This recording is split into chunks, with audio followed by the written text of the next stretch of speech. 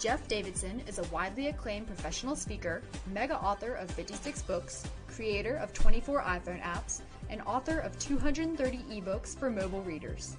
He holds the registered trademark as the work-life balance expert. Jeff has spoken to audiences across the US and around the world on the topic of having more breathing space, being more productive, and achieving work-life balance. Packrat no more. Does it seem as if your collections are starting to get out of hand? If so, you're not alone. All across the country and throughout the world, in increasingly affluent societies, people are finding themselves hanging on to too much stuff. I first became aware of this phenomenon when I worked for a moving company between my senior year in college and my first year in graduate school. I was fortunate to be assigned to some veteran crews, people who knew what they were doing, and we would often go to 8, 10, 12, 14 room homes or larger and have the task of moving every single thing in that house in one day from its present location to the new house.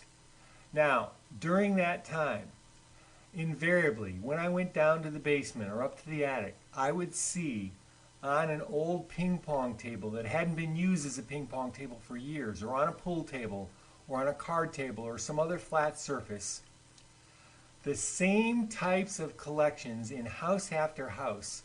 Are you ready for these? Maybe you're already familiar with what I'm going to say. There would be a jar that was filled with buttons. Sometimes there'd be a collection of zippers. Sometimes there'd be a huge jar of pennies or coins. Sometimes there'd be a huge jar of marbles. Sometimes in a box there'd be a collection of ping pong balls. Invariably there'd be plates or dishes stacked up. There'd be magazine piles, and you already know the names of the magazines before I say them. The National Geographic, Life magazine, Time magazine, Us magazine, People magazine.